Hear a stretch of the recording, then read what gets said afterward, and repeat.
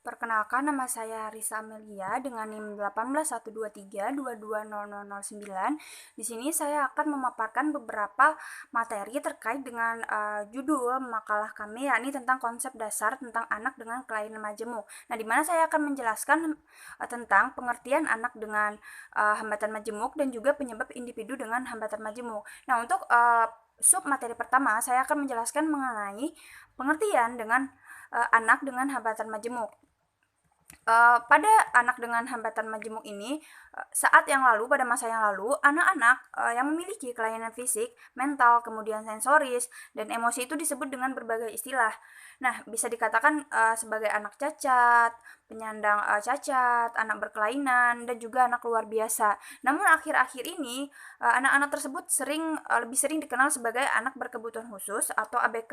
Nah, di mana ABK ini diambil dari istilah Children with Special Educational Needs yang dianggap lebih sesuai atau lebih manusiawi sesuai dengan paham pendidikan inklusif. Jadi sesungguhnya istilah ABK ini tidak sekedar memperhalus istilah ALB saja, tetapi lebih daripada itu, ABK ini menunjukkan adanya perubahan cara pandang orang-orang terhadap penyandang orang-orang yang memiliki kecacatan. Nah, kemudian ada yang namanya anak dengan hambatan majemuk. Nah, anak dengan hambatan majemuk ini merupakan anak yang memiliki hambatan atau kebutuhan belajar secara khusus yang disebabkan oleh adanya kombinasi hambatan antara hambatan fisik, sensori, sosial, kemudian emosi, intelektual, dan lainnya. Sebagai contoh adalah anak dengan hambatan penglihatan dan dia juga memiliki hambatan pendengaran. Nah, jadi contoh tadi itu bisa dikatakan sebagai anak dengan hambatan majemuk, di mana singkatnya anak dengan hambatan majemuk ini merupakan anak yang tidak hanya memiliki satu hambatan saja di dalam dirinya, tetapi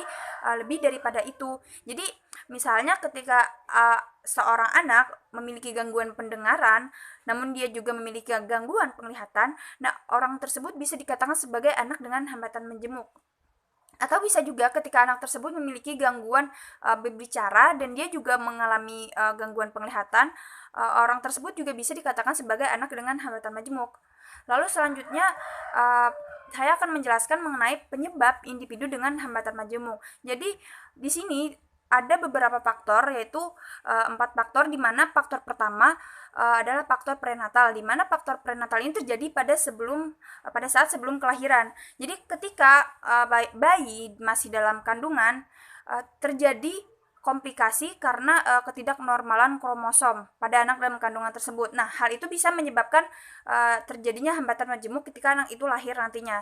Atau bisa juga karena ketidakcocokan RH, atau bisa juga karena infeksi, atau ketika ibunya saat dia mengandung, dia mengkonsumsi obat-obatan ataupun alkohol. Nah, jadi penting bagi seorang ibu untuk memperhatikan pola makannya ketika tengah mengandung, karena hal itu akan berpengaruh pada kesehatan si bayi di dalam kandungan tersebut. Lalu kemudian yang kedua yaitu faktor natal. Nah, faktor natal ini terjadi pada saat kelahiran. Jadi pada saat kelahiran itu uh, bisa dikarenakan anaknya lahir prematur, ataupun ketika proses kelahiran terjadi terdapat luka atau pendarahan, ataupun ketika kelahiran itu misalnya si bayi mengalami kekurangan oksigen saat lahir dan sebagainya.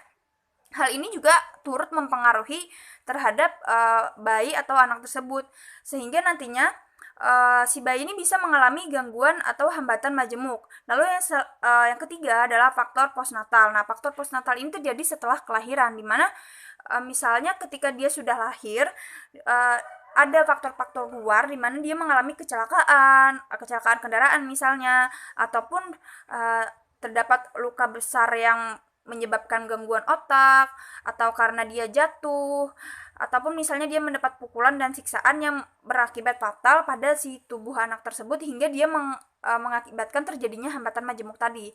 Lalu yang keempat adalah nutrisi. Nah, pada umumnya anak tentunya ketika dia masih kecil, dia kan masih mengalami masa perkembangan. Jadi nutrisi ini sangat penting bagi si anak tersebut. Nah, apabila nutrisi ini tidak tercukupi, kemungkinan anak tersebut bisa mengalami kekurangan gizi, atau bisa jadi keracunan makanan, atau mengalami penyakit tertentu sehingga berpengaruh pada otak yang mengakibatkan hambatan-hambatan yang menyebabkan anak tersebut mengalami hambatan majemuk atau kelainan tadi. Mungkin itu saja yang dapat saya sampaikan. Terima kasih. Assalamualaikum warahmatullahi wabarakatuh.